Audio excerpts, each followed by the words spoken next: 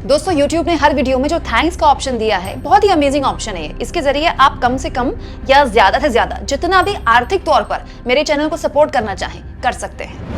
हर बार जब मैं किसी न्यूज एंकर को लेकर कोई खबर बनाती हूँ, गोदी चैनलों को लेकर कोई खबर बनाती हूँ, तो लगता है कि यार बस अब बोरियत होने लगी है, अब हद होने लगी है, और कितना ये एंकर गिरेंगे और कितना ये रिपोर्टर अपने धर्म को अपमानित करेंगे। लेकिन हर बार ये एंकर लोग मुझे आश्चर्यचकित कर देते हैं। दोस्तों, दूरदर्शन के ये एंकर हैं अशोक श्रीवास्तव। वैसे उम्र में और अनुभव में तो ये बड़े वरिष्ठ हैं मुझसे, लेकिन मुझे बड़े शर्म आती है कहने में कि ये मेरी जमात के एंकर हैं। सोचिए, वो दूरदर्शन जो टैक्स पेयर के यानी कि आपके और मेरे पैसे से चलता है, वहां के एक प्राइम टाइम एंकर खुलेआम एक खास विचारधारा के कार्यकर्ता के तौर पर दिखाई दे रहे हैं। दोस्तों, अशोक श्रीवास्तव ने देखिए कितना जहरीला ट्वीट लिखा है। मैं उन सौभाग्यशाली पत्रकारों में शामिल हूं जिन्होंने आज ही के दिन 6 दिसंबर 1992 को अयोध्या में बाबरी ढांचे को मिट्टी में मिलते देखा।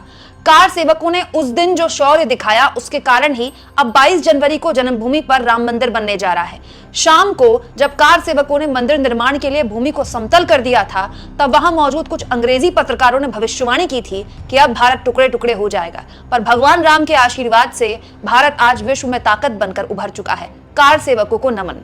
दोस्तों, सबसे पहली और जरूरी बात, अयोध्या में अगर राम मंदिर बन रहा है तो सुप्रीम कोर्ट के आदेश के बाद बन रहा है और दोनों ही समुदायों की सर्वसम्मति है, उसके बाद बन रहा है। ठीक है, ये तो पहली बात हो गई। दूसरा, दोस्तों, इस एंकर की हिम्मत कैसे होती है कि 6 दिसंबर 1992 को जो हुआ था वो हम सबके लिए एक भारत के तौर पर, एक समाज के तौर पर ऐसी स्थिति है जिसे हम भूल ना जाएंगे। 6 दिसंबर जब आता है, अयोध्या में जो सिक्योरिटी है, जो सुरक्षा है, वो कड़ी कर दी जाती है। तो ये 6 दिसंबर की जो तारीख थी वो कोई ऐसी तारीख नहीं है कि हम अपने मानचित्र पे, अपने इतिहास पे स्वर्ण अक्षरों में उस तारीख को लिखें। लेकिन फिर भी अगर ये बात कोई कार सेवक करे, फिर भी अगर ये बात कोई खास विचारधारा से प्रेरित किसी पार्टी का या किसी संगठन का कार्यकर्ता करे तो समझ में आती है। लेकिन एक न्यूज चैनल का एंकर ये बात बोल रहा है। दोस्तों, अशोक श्रीवास्तव का नाम पहली बार सुर्खियों में आया था जब विपक्ष की, इंडिया गठबंधन की 14 एंकरों की जो लिस्ट थी बॉयकॉट वाली, उसमें इनका नाम आया था।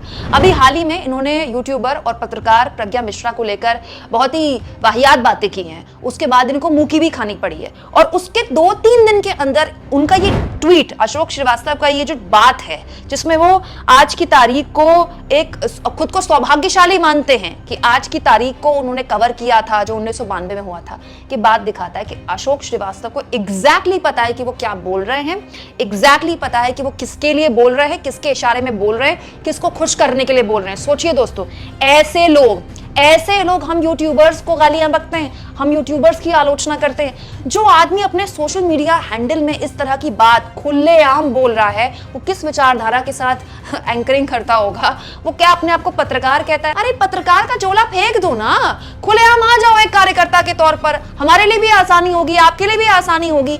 ये गुप्त गठबंधन क्यों कर रखा है और किसके साथ कर रखा है? दोस्तों, आप इस मुद्दे पर क्या सोचते हैं? कमेंट बॉक्स में जरूर लिखें और जितना हो सके चैनल को शेयर भी करें, सब्सक्राइब भी करें। और बार बार मैं आपसे गुजारिश करती हूं, थैंक्स और ज्वाइन, ये 2 ऑप्शन है जिनके जरिए आप बड़ी संख्या में, अगर आप चाहें तो आर्थिक तौर पर चैनल को सपोर्ट कर सकते हैं।